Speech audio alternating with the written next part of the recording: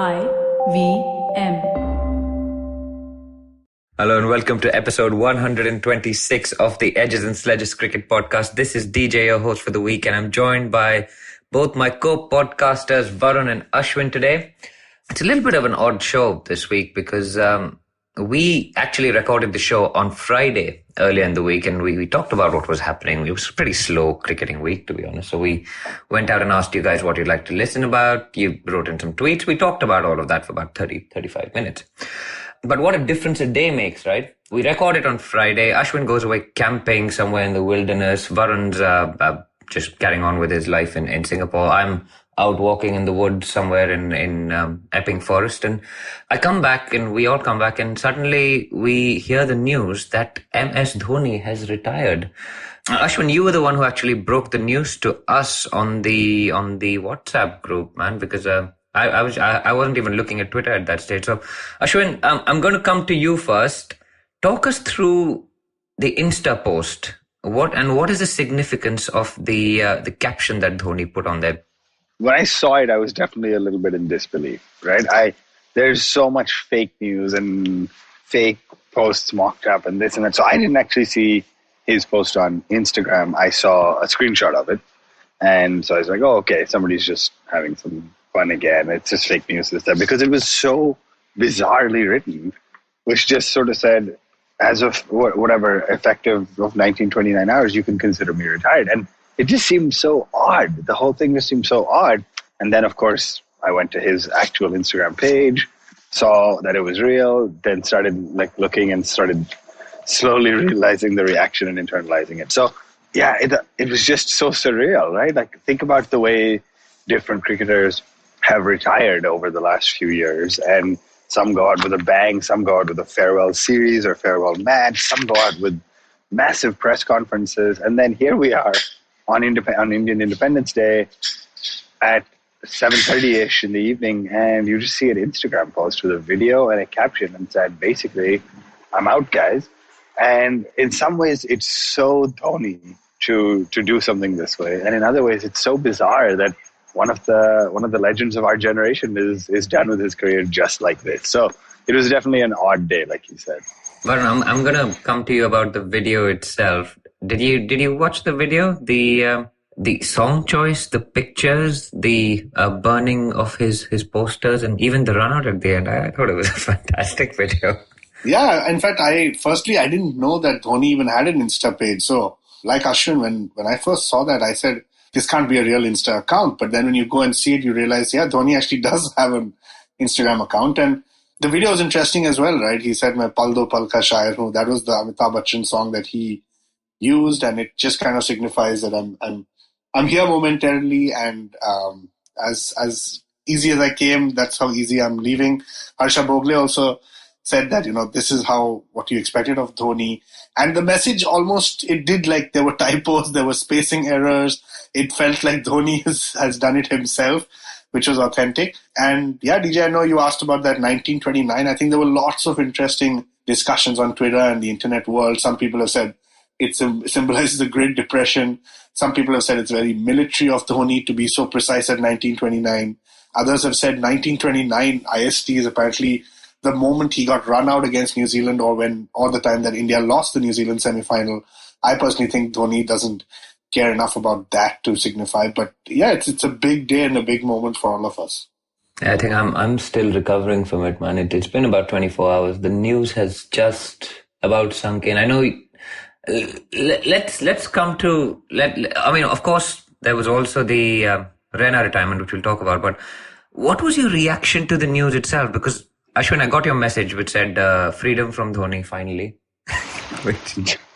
I think it's a little inappropriate to say that without context, right? Like, that's the first thing I said. It was Independence Day. And I was making a joke, a pun, and anyway, keep going. No, I was just putting you on the spot as well. But I got your message, and I didn't actually believe it. Like you said, I thought it was mocked up, right? And I was like, okay, whatever. But then I went to his page, and I saw it, and I don't know, man. My first reaction was just to go to bed for 2 hours. I don't know what it was. I just felt exhausted. It was, I don't know, this one just felt really personal somehow. I mean, we've lived through the Sachin retirement, right? We've lived through watching kind of God retire, the guy that we worshipped and looked up to in 2013, hang up his boots. We knew this one was coming. It was inevitable. I mean, we've talked about it on this show plenty of times before. Is he going to play? And after the COVID pandemic hit, and I think we spoke about this a few times during the lockdown, I think we were all of the view that if the World T20 wasn't going to happen in October, Dhoni was pretty much done because he was going to be 40, right? He wasn't going to be playing beyond 40. But when the news did come, I don't know, it still felt super personal. But I'm going to come to you on this one because you were there for Sachin's farewell test. So obviously we've gone through this once before. But someone like Yuvraj, I mean, of course he's such an icon as well, but why does this one feel so different from that?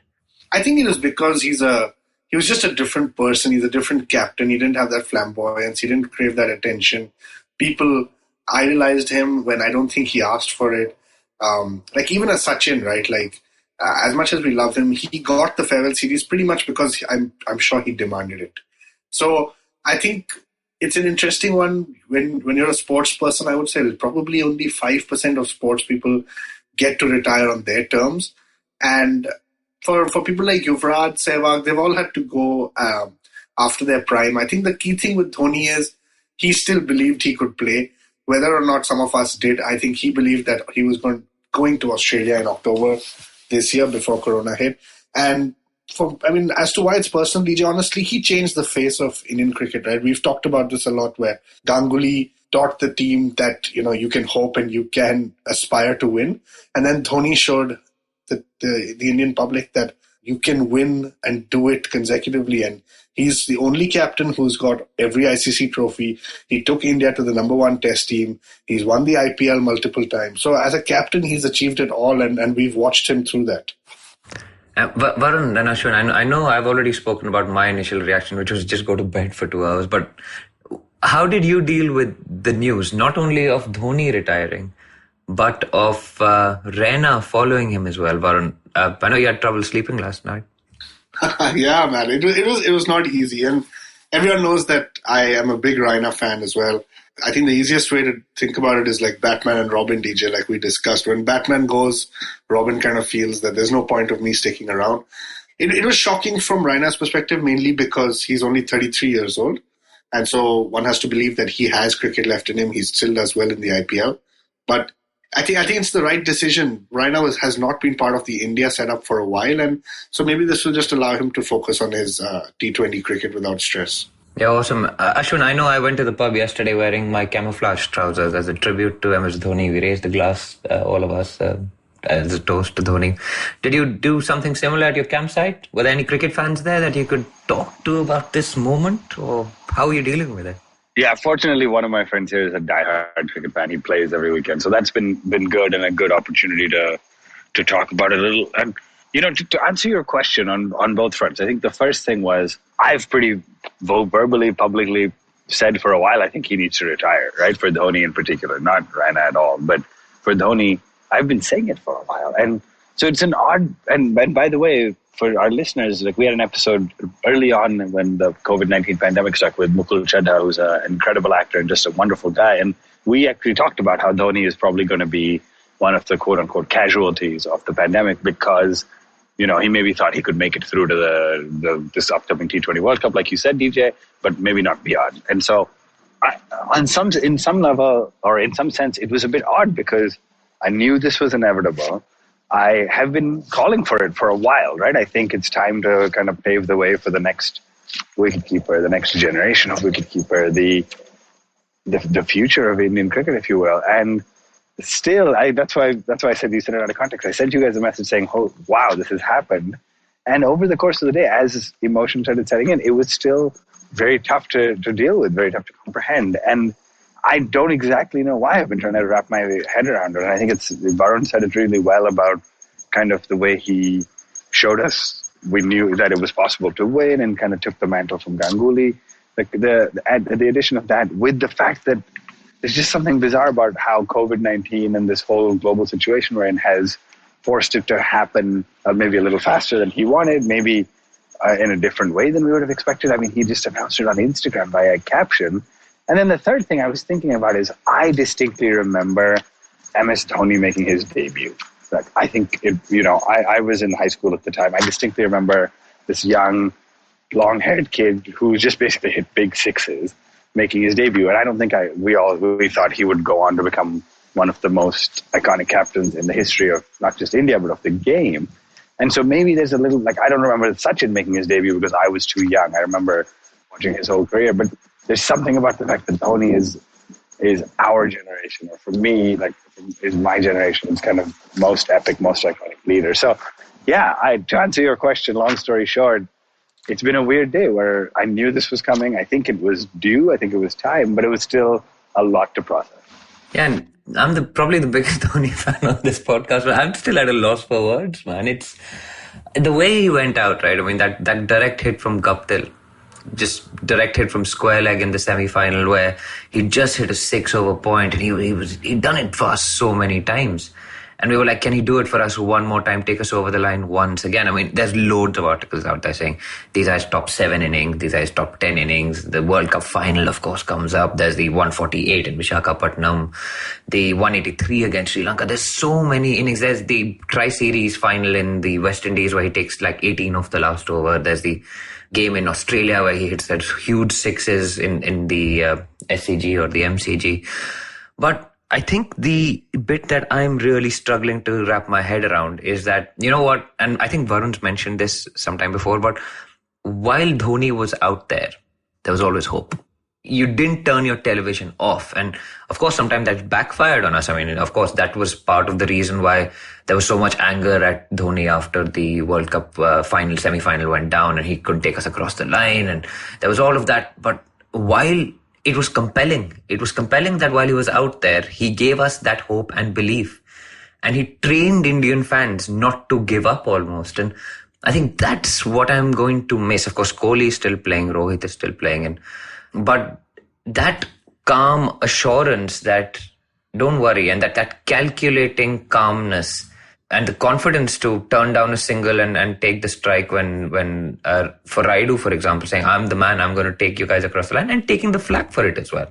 And being big enough to take that while kind of maintaining the common touch, while speaking to journalists and having fun at press conferences. Remember when we got knocked out of the 2016 World Cup, the T20 World Cup, somebody asked him about the retirement and he called the guy up on stage and asked him, do you keep wicket? Do you have a son? All of that. I mean, he didn't take himself too seriously either, while being this brilliant Indian cricketer, which genuinely, I don't think we're going to see that again in our generation. I hope we do, but I think he was one in a generation. And we've been lucky to see Sachin, Dhoni, Dravid, Kohli, Rohit. These are all once in a generation cricketers, but we've seen them in our generation. So it's just incredible. So I think that's where the sense of loss comes from, I think, for a lot of us. And it is really tough. But I mean, let's talk a little bit about Dhoni later, but I also want to talk about the Jay and Viru, right? So Raina's retired as well. And Varun, you're the bigger Raina fan on this podcast than probably the two of us. And I mean, we obviously love the guy. He's just an incredible cricketer. He's done so well for India. Remember, you said he was 33, right? He's turning 34 in November, but he won a World Cup with us. He won a champion trophy with us, but he's always kind of been in the shadows. He's never tried to take the limelight. He's always been a brilliant team man, a fantastic fielder, always in there celebrating, perhaps sometimes too exuberantly. So I think the double blow has really left us reeling. Yeah, and it has left us reeling, DJ. And I think what I've always said about Raina is that I think he's one of the few cricketers who's extremely self-aware, right? And everyone thinks they can be the hero. Everyone thinks that, they should be the captain and there's politics and I'm the best cricketer. But in Raina, you found somebody who kind of said, there are other superstars in the team. I know I can contribute. I will always go out and give 150%, even when others are giving 120%, right? Everyone gives everything when they play for their country. But here you had a guy who's just like, I'm comfortable playing second fiddle. And that's not easy. So I think I respect Raina a lot for that. I respect the fact that he went out and gave it his all every time. He was one of the best fielders. I was watching something where John T. Road said the best fielder of the current generation is easily Suresh Raina. So I think, a lot of respect to Raina for that. Ashwin, he's only 33, and I don't know whether you heard the Super Over podcast, which is Jemmy and JP Dumini do that podcast. He was recently on the podcast talking about a comeback. I mean, like a few weeks ago, and I mean, he has a few good years left in him, right? Why is he taking that decision? Do you think he's got caught up in the emotion of Dhoni retiring, or is he looking to play other leagues, maybe the BBL, or I know there's already an offer from Shane Warne for MS Dhoni to play the 100, right? Incredible. 24 hours and the offers on the table. But is Raina looking to play other leagues? I know Robin Uthappa similarly said something recently about playing the BBL or, I don't know, the CPL or one of these other T20 leagues around the world. Yeah, I mean, look, just as a reminder, and you were telling us this as well, like, until you're ready to walk away from the IPL, those other leagues don't open up for you based on the current BCCI policy, right? Maybe with Dhoni and Raina, that'll change. But at the moment, Raina would have to be willing to walk away from the IPL and CSK in order to unlock his ability to play in the BBL or the 100 or something else. So, short answer to that question is I think not. I think he's such an important, such a critical part of the CSK setup that I don't think that's the driver, or I don't see that just now. Maybe I'm wrong, obviously. So to answer your question, did he just get caught up in emotion like the rest of us? I think he might have. I don't know if this was planned. I don't know if it was premeditated. I don't know if they spoke to each other last night and decided they're both going to do it together. I think Raina was probably on the fence about it a little bit, was trying to think about a comeback, but realizing the odds are a little bit low as he thinks about the BCCI's plan, the current setup, the current structure of the squad and future planning, etc. And yeah, I think he saw the Dhoni announcement and decided, this is time as well, because there's something about the tone of a tweet from his wife as well, where she almost seemed like she was just dealing with and processing the fact that he's chosen to retire. So it doesn't seem like something they talked about for 6 months and he said, I'm going to announce it on this day in sync with MS Dhoni, because it's like, I think this is just part of his personality, part of who he is, the Batman Robin, the Jai Viru, whatever analogies we want to make. And yeah, I think he just felt like when Dhoni's gone, now is the time for me to do it. And incredible and disappointing, but in some ways very poetic, in some ways very fitting. Very interesting, because the IPL clause you mentioned requires I think it's a no objection certificate from the IPL itself for a person to take part in another T20 franchise. And for Mr. IPL, which is what Raina is known as, right? I mean, he's known as Chinna Thala, Dhoni is known as Thala, but he is Mr. IPL. He's played some of the most incredible innings in the IPL. He's one of the highest scorers in the IPL. For him to go and play other leagues, I think that would open out lots of avenues for other cricketers, for example, like Robin Uthappa, who's also asked for the similar ability. If you're not in the running for an international spot, just the IPL, I think, is tough for players to, of course, just not participate in other leagues. But anyway, I'm going to talk about silver linings, guys. So there's two silver linings that I see in this. One, they've not stopped playing cricket altogether, so we're not going to be like completely deprived of Raina and Dhoni. They're going to be turning out for the CSK in the UAE this IPL as well as the next one. So that is one. And the other one, and I hate to do this, but we are the Rishabh Pant show. How is this all going to affect Rishabh Pant, Varun? Is this going to allow him to come out of the great man's shadow almost and take that opportunity for Team India?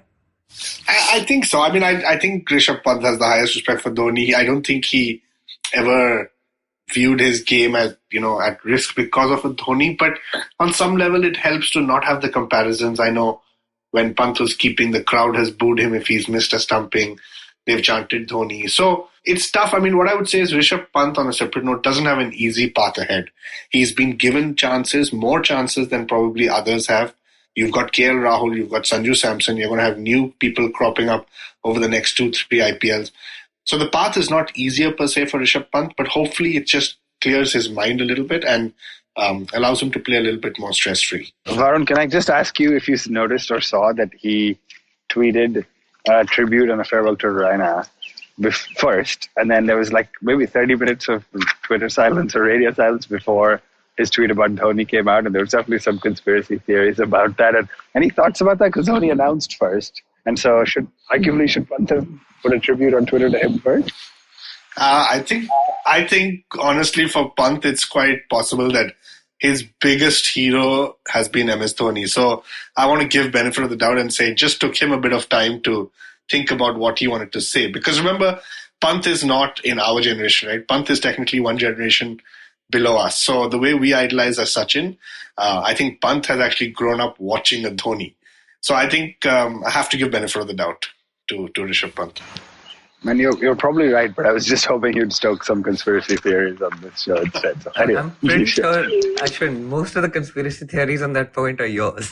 That might be true. There may be one out there and started from me, but that's okay. But this is fact. Is he tweeted about Raina first? True. There was some amount of time, I don't know the exact minutes, where I was messaging you guys saying, hey, Pant is tweeted about Raina and not about Dhoni. And then, of course, he did tweet about Dhoni. But there was a lag. Can I also point out that the tweet that Pant put out is a photo of him as well as Dhoni. Dhoni's got number 7 on his back and Pant has got number 77 on his back. Does that mean that he thinks he's better than Dhoni? Actually, it means he's 11 times better than Dhoni. I'm going to carry on. Last two things. I'm going to ask you guys each for the greatest MS moment. Just one. And try not to say the World Cup final. I can't think of anything other than the World Cup final. That's the only thing in my head. I feel like yesterday, at the time of recording this, yesterday when the announcement happened, I said Dhoni finished it off in style about 50 times, just as part of my coping mechanism. So I think, you're putting me a little on the spot. It has to be the World Cup final, man. I can't look past that. I think it's just one of those moments. And again, you could argue every moment about where he should have batted and this and that. But that moment where he took us over the line, it had so much attached to it. And I have to say that. So I'm going against your rule, DJ, and I'm saying this was the greatest moment for me. Fair enough. Varun, have you got another moment? Great moment. I think that's taken for granted. But have you got another one? I would say I've been, I don't know why during this lockdown, every time I go and search for cricket videos, I find a video of Dhoni hitting 23 runs off the last over in an IPL game against Akshar Patel. And I think that kind of sums up a few memories, right? It's like Dhoni always takes it to the last over. Dhoni has refused singles in the last over or the over before. He believes he can do it. And then he actually comes out and does it. So I think just that one memory just symbolizes a lot in terms of how Dhoni has played the game. Okay, awesome. I think those are all great answers. I think my answer is actually going to be that run out from the 2016 World T20 against Bangladesh, because I think that personifies what Dhoni is. The calmness to just hold on to that ball when everything is telling you to chuck it as fast as you can at the stumps.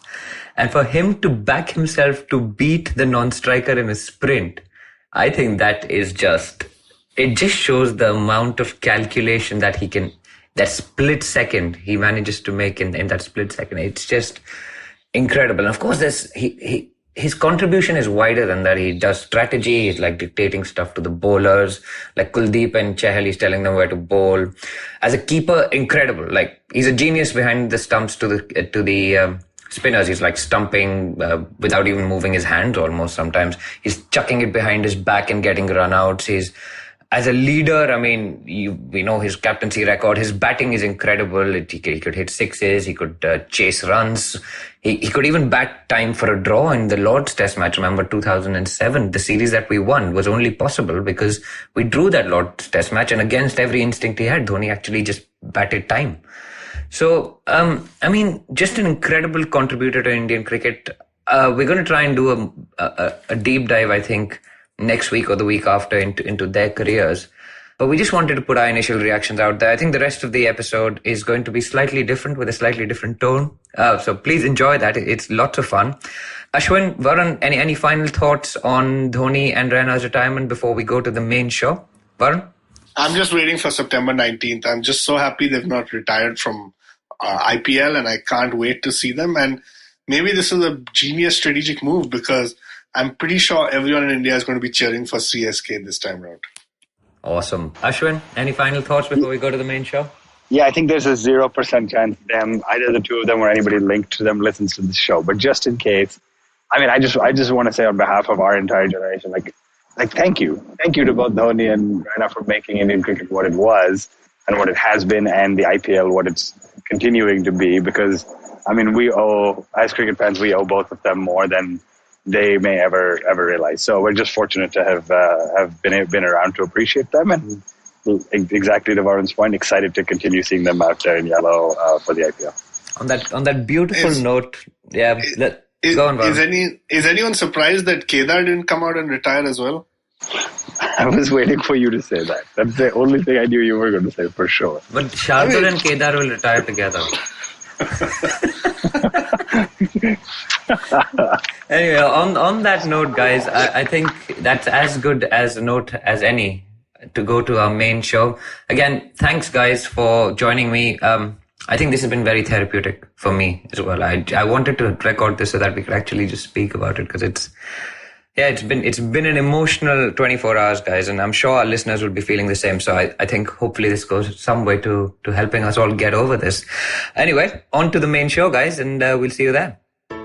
Hello, everybody. Welcome to another awesome week on the IVM Podcast Network. If you aren't following us on social media, please do. We're IVM Podcast on Twitter, Facebook, and Instagram. Been a really fun week on the network. Please do definitely check out all the regular shows that you do. But in addition, let me give you a few recommendations. On Agla Station Adulthood, Ritasha and Ayushi talk siblings. Really fun episode. I think you'll enjoy that. Nishad Pai Vaidya is on Cyrus, and they discuss cricket and a lot of different things around cricket. I think you'll enjoy that as well. Old friend Parmesh Shahani, he was on Absolutely Right. Definitely do check that out. Tamal Mills was on Edges and Sledges, another episode which I've heard really good things about. I haven't heard it yet. I need to listen to that soon. And guys, Uncle Please Sit. Definitely listen to that. They've been killing it. This week they have Abby Phillips. He's a doctor talking about medical misinformation. Last week, Paramita Vora was talking about sex education and who needs it. They've been really killing it. Definitely do check that out. And with that, let me get you back to your show. Yeah, DJ, things in US are doing pretty good. But you know what? For cricket fans, after 100 days, I'm just too excited. And you know what? We've been watching the NBA and the EPL and the baseball and shoving it up my ass. Dude, it's just too exciting. Every episode. When you said it right now, I wanted to just burst out laughing.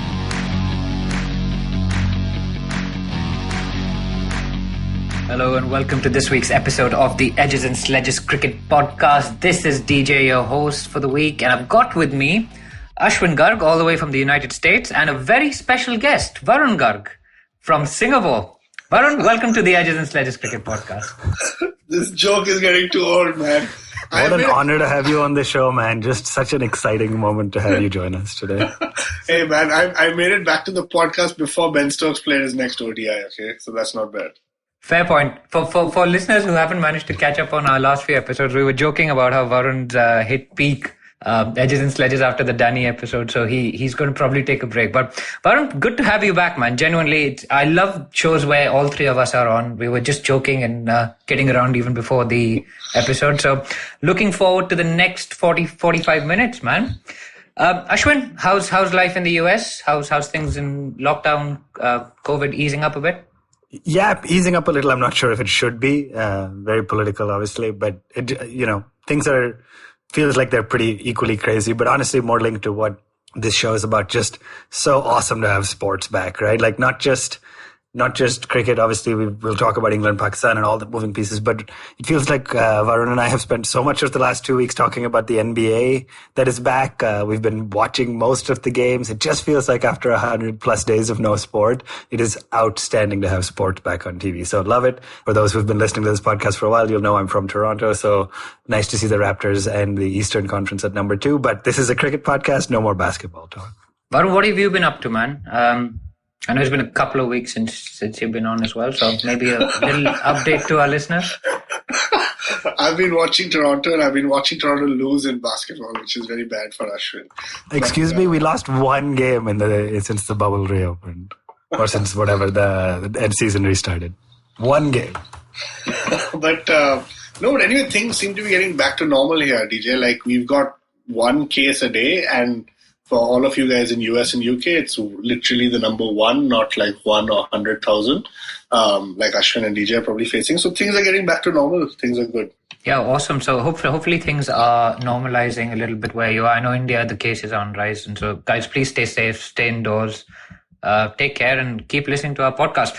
Anyway, we've already had some chat about basketball and other sports. So let's focus up this podcast because we don't want any more spin-offs.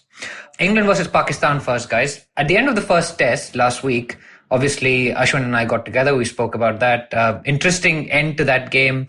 One of your favorites did really well, Varun, Chris Wokes. But the other guy that made the news after that was Stuart Broad. He actually got fined by his dad, who's the match referee. So, Varun, let's have a little bit of a reaction to that. What did you think of Stuart Broad getting fined by his dad, Chris Broad? I thought it was hilarious, man. I mean, I thought, obviously when you're on the field, it doesn't matter if you're father, son, brothers. So that kind of stuff doesn't really matter. But I just thought it was hilarious that he got fined, and then, of course, Twitter being Twitter went crazy on it. And Stuart Broad had a great reply, right? He was like, I'm striking him off my list for Christmas gifts and stuff like that. So it was a lot of fun, man. It was a lot of fun. Ashwin, what did you think of that reaction on Twitter that we saw from some of the Indian quote-unquote journalists who were like, oh, look at this guy, he's mocking being fined by his dad? I thought it was all in good humor, and clearly Varun's taken it in the same spirit. But were there people making a mountain out of a molehill there? Yeah, 100%, right? Like, let's be honest. I think I'm with you guys, by the way. I think it was pretty funny. I mean, in general, just any player getting fined or having engagement with family, especially in this case, getting fined by your dad for swearing, is just, I thought it was pretty hilarious. I think there's probably a broader discussion or argument to be had about having match referees and on-field umpires that are both from the home country and thus, at risk of some implicit bias versus the home team. But we talked about that a little with the two Richards that umpired in the first test against the West Indies. And look, this is a reality of the new world we live in. Would you rather have cricket with non-neutral umpires, or would you rather have no cricket on because we couldn't fly umpires in? So for me, all in good humor. I think both Stuart Broad took it pretty well. It was entertaining. I think we make a big deal out of nothing sometimes. And actually the point would have been if he didn't get fined for using some abusive language, or if he got fined too much, there was a debate. But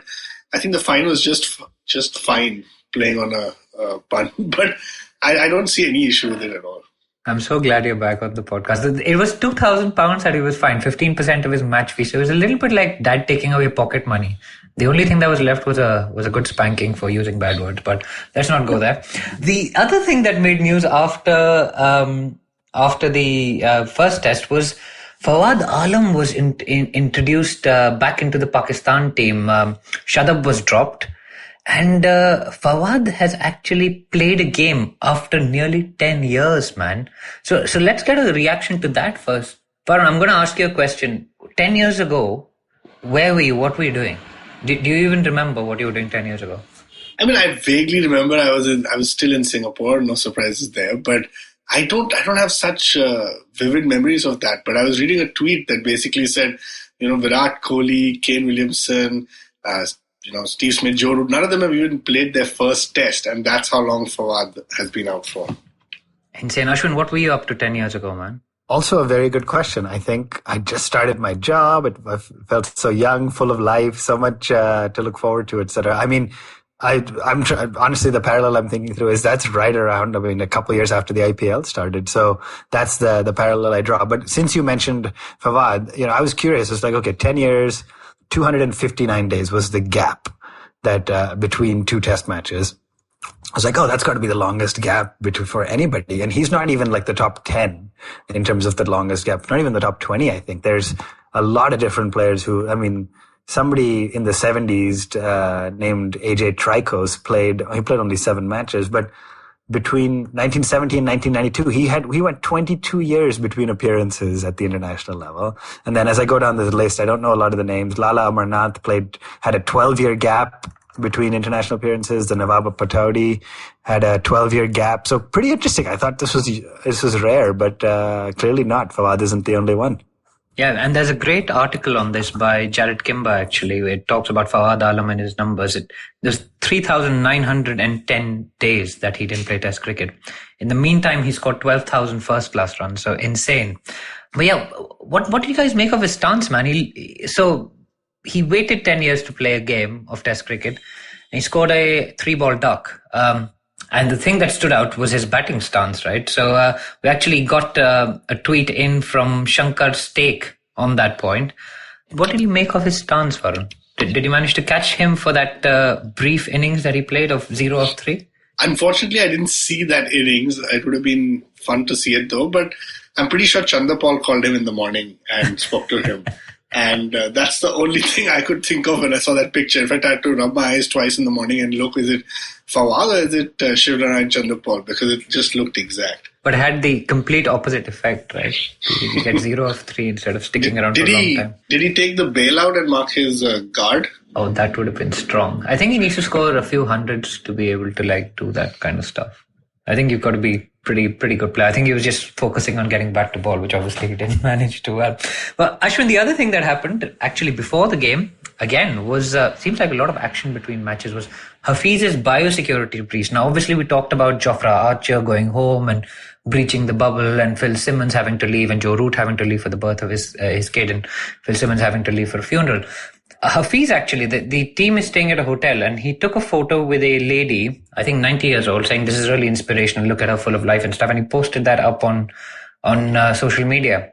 And that's had him, of course, Hafiz also had all that drama before he left Pakistan, right, with the positive test, then the negative test that was taken privately, then the negative test and all of that. So he's out of the bubble. Are we going to see more and more of this with this biosecure bubble breach situation? I mean, he breached the protocol anyway, and then he put it up on social media, and that's how people found out. So, amusing. Before Ashwin answers, can we just talk about how funny that picture is? Like, you've been asked to not go out. You said, okay, you can use the golf course on your own.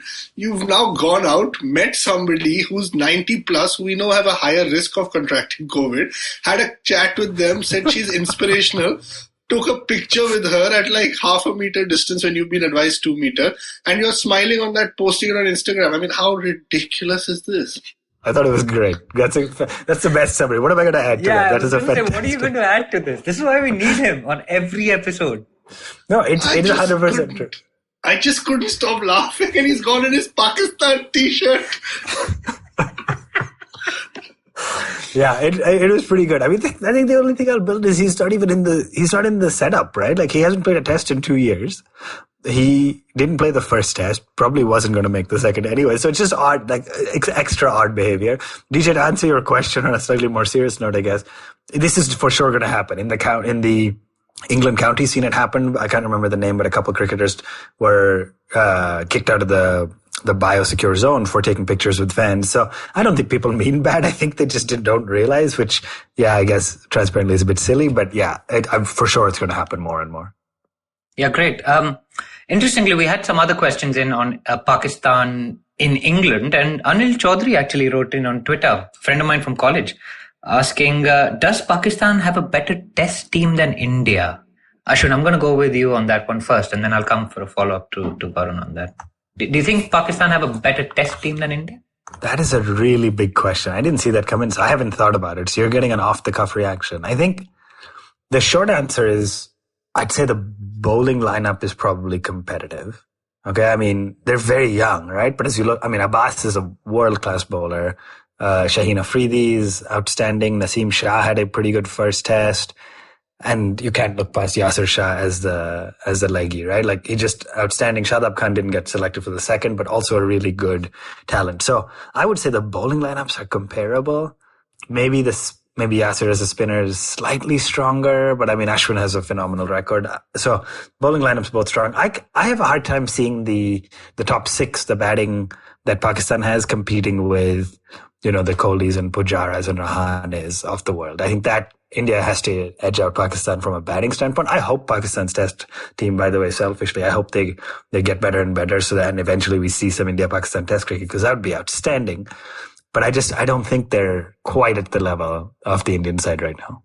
Interesting. Varun, I'm going to follow up on that and build on Anil's question. He asks, if India were to play Pakistan in England, which of those teams would win? Thinking of Pakistan's excellent record in this country, historically done well. India hasn't done quite as well. So if conditions were English and the two subcontinental teams went up against each other, who would win in England? And I'm going to build on that and ask who would win in Australia and why?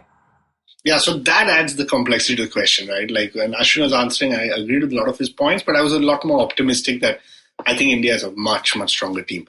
I think in Australia, India has already proved themselves. I think, we go out there, we get the runs. Recently, the bowlers have taken 20 wickets in almost every game. So I think there's a no-brainer for me in every other part of the world except England. And that really comes down to the conditions. It comes down to the way Pakistan bowlers exploit those conditions. Indian top 3-4 batsmen have not done typically well. They need time to settle there. India's record has not been good. So I think India versus Pakistan in England is actually probably the biggest test. But I would still say I think India's got the edge.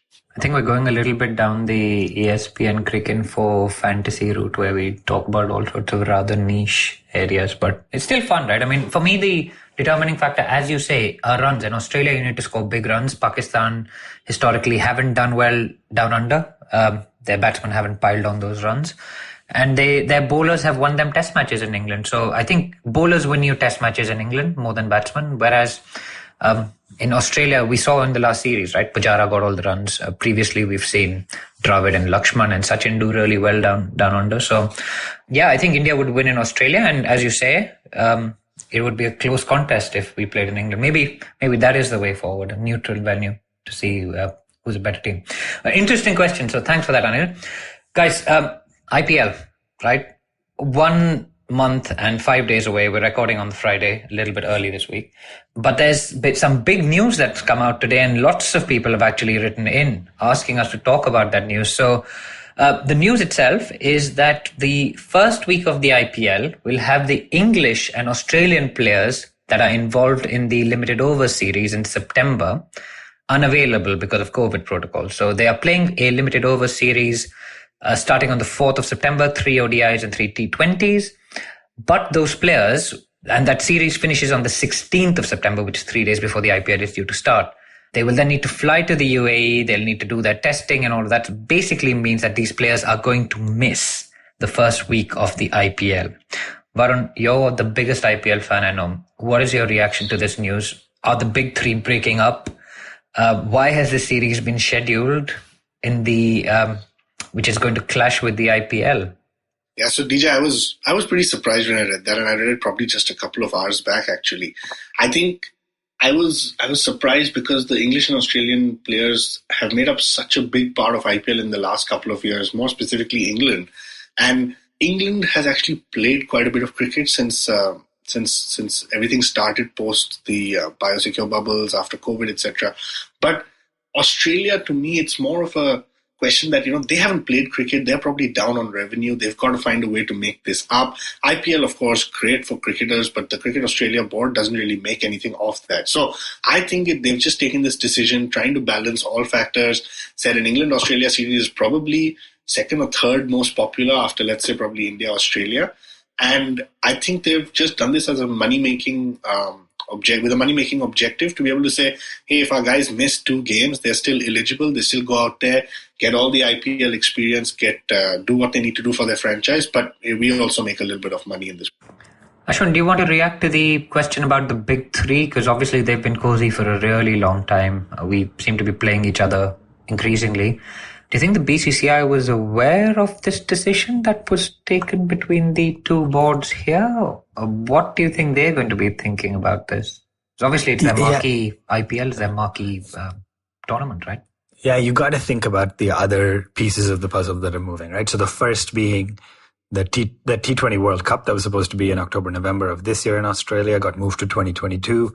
We talked about this a little last week. Australia may have been arguing, saying, hey, move us to 21, move India out to 22, right? Doesn't make sense why did you preserve the India T20 World Cup in 21 and move Australia out 2 years? So that could be one sore spot.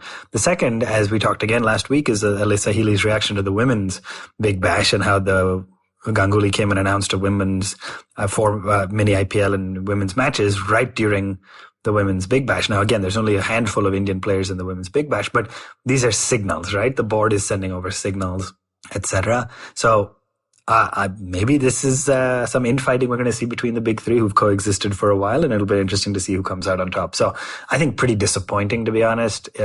Not entirely unexpected, but a little bit disappointing. I think it'll be disappointing for fans, but hopefully we will see them soon enough. Varun, just before we go to break, there's a couple of other things I wanted to talk about the IPL. And I know you missed last week's episode, and I'm not going to fail to remind you of that again and again. Poor guy, you were sleeping. Fair enough. But we talked about our greatest, most favorite IPL moment over the last 12 years. Obviously, excitement is building. We had loads of responses to that tweet. Varun, what is your... If you had to pick one favorite IPL moment, what would it be? I was thinking I would go with Rishabh Pant's 130 odd because I think DJ, you posted that video on Twitter a couple of days back and I just couldn't stop watching it. But if I had to give a really good answer, I would say it was the first game of the IPL, right? Brendan McCullum's 158.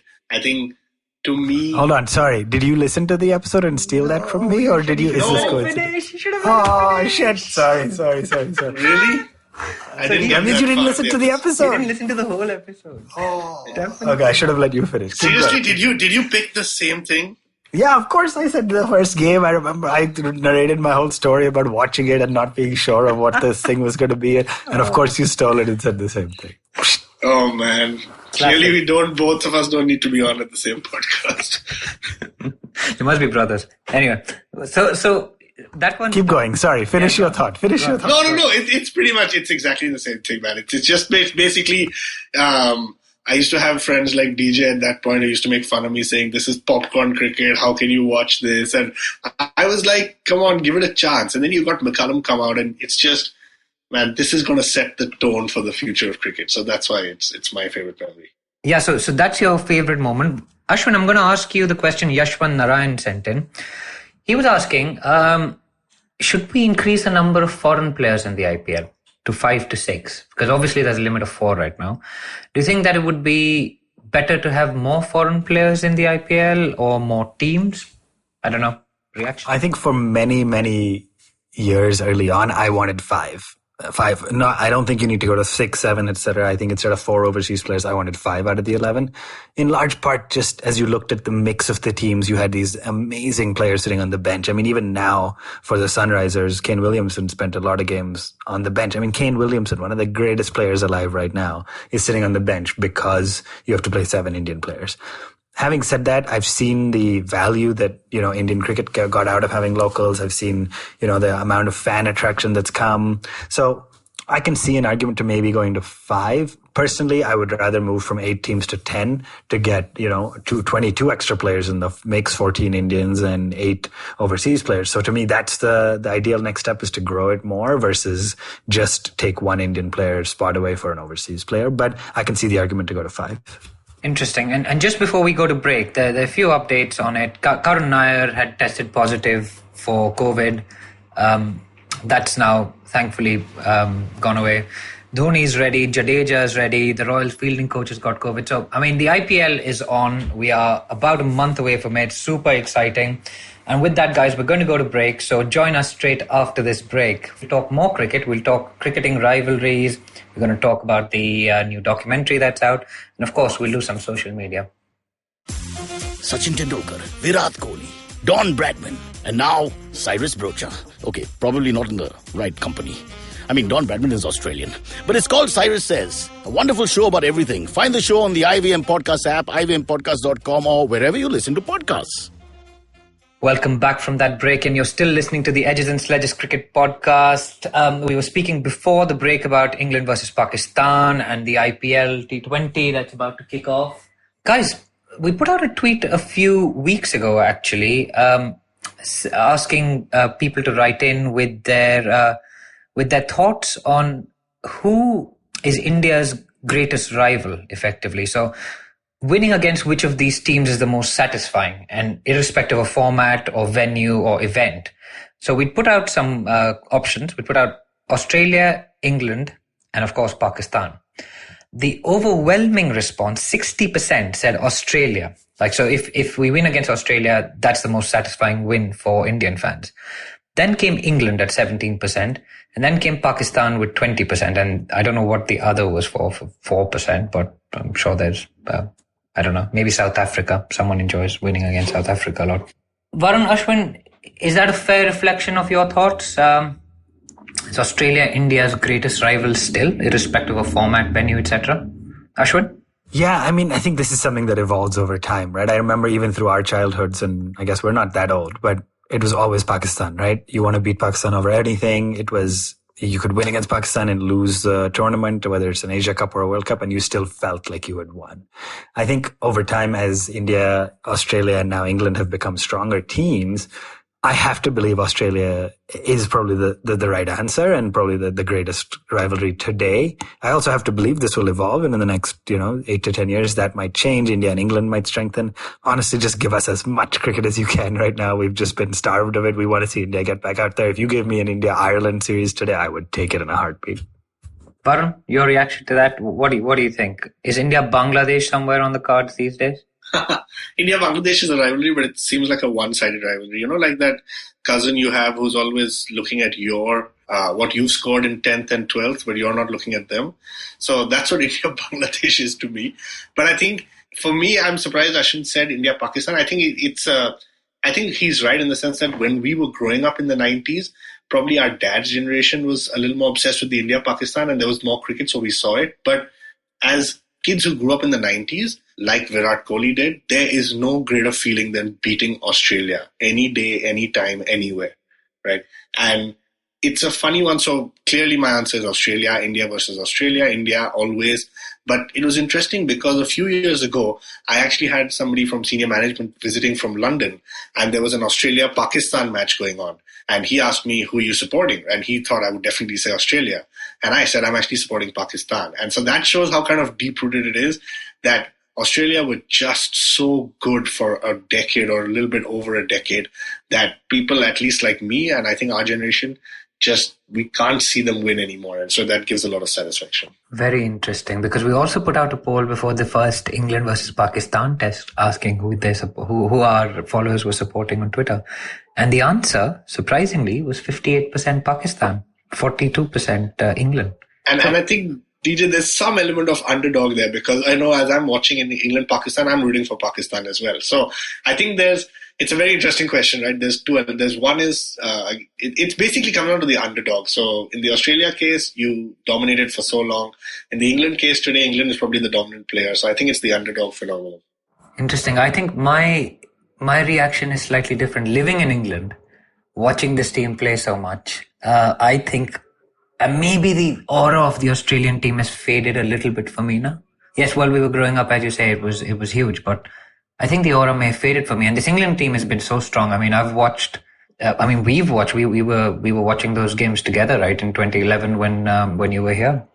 And I've seen India lose 4-0, then I've seen India lose 3-1, then I've seen India lose 4-1 last time. So there've been 3 tours, and we've done pretty badly in all of them. We also lost in India earlier in the decade. The Peterson and Cook and Monty and Swan series, right? So I think my reaction, as you say, it has evolved. It was probably Australia in the 2000s, but I think it's now England that it's very satisfying for me to see India beat England. Let's put it that way. Talking about great rivalries, Ashwin, who do you think, who comes to mind when you think of a great rivalry between a batsman and a bowler that has been around in our lifetimes? So maybe talk us through your favorite battles between a particular batsman and a particular bowler. You didn't send me this in advance, so you're putting me on the spot, and it's hard for me as soon as you said it. Hard for me to look beyond. No, wait, I'm going to answer this. I'm pretty sure Ashwin and I are going to have the same answer. But... Are you okay? I'm going to say it's hard to look past Warren and Tendulkar. Oh, okay. Is that what you're going to say? I was going to say McGrath and Tendulkar. Oh, no. Shane Warne and Sachin, man, that was the battle, right? That was it when you knew they were going to play together. So much hype, so much. And Warren has done his fair share of bamboozling of the legend Sachin himself. And Sachin has danced on the track and hit him over the top even in test matches. So I love that. It's a little bit dated, a little bit old. You could argue there's some great newer battles, but man, I couldn't look past Warren and Tendulkar. So you're thinking 98, right? When there was all the chat, like Sachin was 23, I think. I mean, it boggles the mind. The guy was 23, 24 years old, already the best batsman in the world, won the blonde leg spinner. He just had a shoulder operation, remember? But he came in and it was a test in Chennai where Sachin hits 1-4 and gets out caught to Mark Taylor, right? At slip. And everyone just like, is destroyed. All Indian fans are destroyed. And then he scores that magnificent 155 in the second innings, just sweeping his way to a big 100, match-winning 100. And that set the series up for us, man. Interesting. And of course, then Vaughan had nightmares of Sachin dancing down and hitting him over the top for 6 and stuff. So in Sharjah, I mean, incredible rivalry. I would definitely be on board for that. Varun, Sachin and McGrath, interesting choice, man, because I think you could argue that McGrath had the win over Sachin, right? Yeah, he got the better of Sachin. And I think that's why I put it as a historic battle for me, because it's just, I mean, Sachin we know is the best, but here's a guy who always got the better of him. And I remember in some crucial games, whether it's 99, Super 6 in the World Cup or 2003 final, I think McGrath got Sachin out on all these occasions. Yeah, McGrath got him caught at the Oval, right? When we were Super 6 must-win game. And of course, that infamous pull shot at... But he also got him like a number of times in test matches with that shoulder before wicket. And it was also that famous battle. I mean, the ones that actually Sachin wins stick out more. The one in Nairobi, right, when he was dancing down and smashing him everywhere in the ICC knockout trophy. I think those are great answers. Sachin versus Vaughan and Sachin versus McGrath. But I actually think a modern battle, which I think is underrated, is Kohli versus Anderson, man. I mean, the 2013 tour, that 2013-2014 tour, the last time Kohli was here, right? He averaged 13 and a half. And for him to come back and score that 100 at Edgbaston, how many get? 148, I think? Yeah, 149, I think, yeah. And just putting away his ego to bat that innings. I think it's a real shame that we probably, I don't know whether Anderson's going to survive till next year. I don't know what thoughts you guys have got on that, but I think one of the things that may prompt him to play the next season is the thought that India is going to be touring here next year, right? So I'm really hoping that rivalry continues, but otherwise it's 1-1, I would say. Kohli got 593 runs in that series, didn't get out even once to Jimmy, and Jimmy had his was all over him in the previous series. So interesting that we all went for Kohli and Sachin rivalries. Clearly, thank God you didn't say Manoj Prabhakar and Jayasuriya or something. Well, bowling off spin or quick? Opening the bowling off spin. Yeah, that was just sad, man. That Delhi ODI just still makes me sad. Anyway, Sachin scored 100 in that one as well. Okay, let's move on. Varun, you've been watching this new documentary that's come out, right? This Women's World T20 documentary, Beyond the Boundary. It's on Netflix. Have you managed to catch any of it yet? Yeah, so I was excited yesterday, right? Because, you guys shared with me the trailer that it's coming out soon. And I remember telling both of you that if it comes out before the IPL, it'll be great timing because there's a little bit of dearth of broader cricket, except for England right now. And then Ashwin said it's coming out today. So I got really excited. Today afternoon, I kind of put it on. I watched about 20 minutes or so. And like I said, I think after watching the F1 on Netflix, Drive to Survive, after watching One Last Dance, I even tried watching a documentary about Nicholas and Elka, but it was in French. So I said, I'll watch it later because I have to focus too much. I was really excited, right? Because I think it's a great avenue for the world to A, learn more about cricket when you put it up on Netflix, and B, for women's cricket, especially since this year, I think the only real big tournament that has happened in 2020 is the Women's T20 World Cup.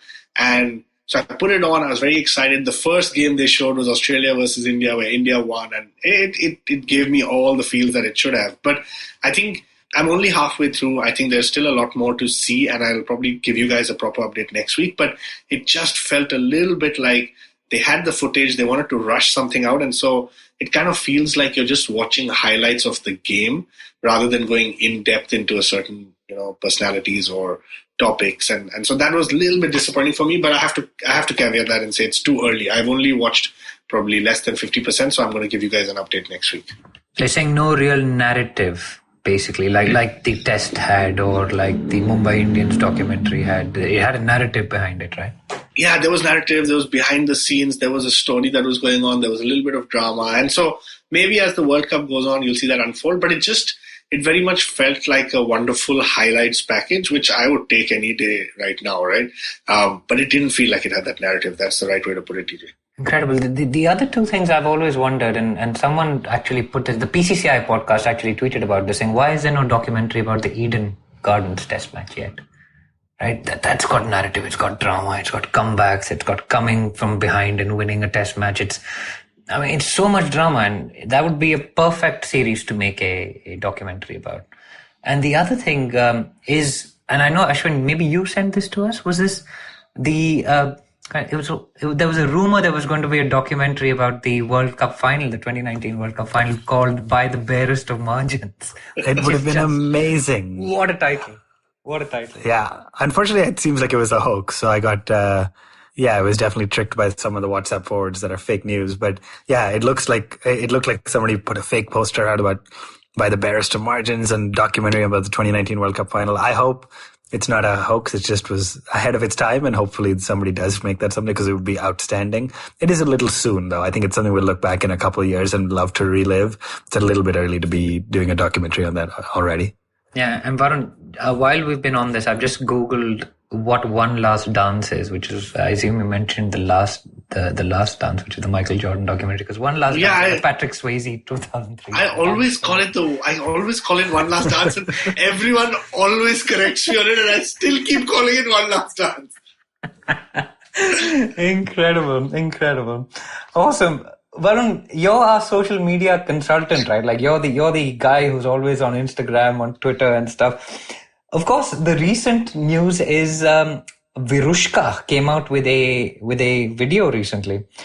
What's that about? They were quizzing each other about cricket and films, and what's going on there? Is it part of an ad campaign? Because it says take a break. Is it Kit Kat? Yeah, so that was my first reaction. I watched that whole video thinking Kit Kat is going to appear somewhere, and that Kohli is going to break his diet by just, breaking into a bar of Kit Kat. And so I was watching with bated breath, but nothing of that happened. It was just fun. I mean, I think they seem to be kind of in sync. They probably spent the maximum time together during this lockdown. And I think, as the title said, they were actually just taking a break. So it was fun. It was a bit of a nothing video as such, but it was just good to see, one of India's biggest actresses, and of course India and the world's biggest cricketer, just talk about each other's career, talk about Bollywood questions, cricket questions. I think Anushka did win, and it's always fun, man. Some social media stuff is always good. Yeah, super. But I do have to add, DJ, that social media has been, I'm going to say that social media has been buzzing, because we've seen a lot of IPL stuff happening. You've seen Raina, Piyush Chawla, Chahar, Karan Sharma, they've all taken a picture on a Vistara Airways flight to Dubai. You're watching Rishabh Pant face Ishant Sharma in the nets, and that's been pretty good fun. And I think the big news is Yuzvendra Chahal has got engaged. And he seems like the poster boy of the Indian team. Like I think everyone just loves him. So you saw a lot of people making fun of him, congratulating him, all in good spirit, and especially Rohit and Chahal's trolling continues. So a lot of stuff happening on social media. Yeah, brilliant, absolutely brilliant. And on that note, guys, that I think that's the show for the week. It's really nice to speak to you guys again. It's something I look forward to every week. Hopefully, our listeners look forward to it as much as we do, putting the show together. As always, do write in. We are at One Tip One Hand on Twitter, Facebook, and Instagram. Contact at onetiponehand.com, and I will be sending those emails out over the weekend. So if you've sent a voice note in, keep an eye on your inbox, guys, because you will be getting an invite to join us on this very podcast during the IPL to talk about your team. So thanks again for listening. Leave us a rating and a review. We're on all the biggest podcast platforms. And until next week, take care, stay safe, and we'll see you soon. And DJ, if you want me to record a promo for the upcoming episode, let me know. A special guest to promo. I have to say that took me completely by surprise. But thanks very much. We'll tag you in the show notes as well.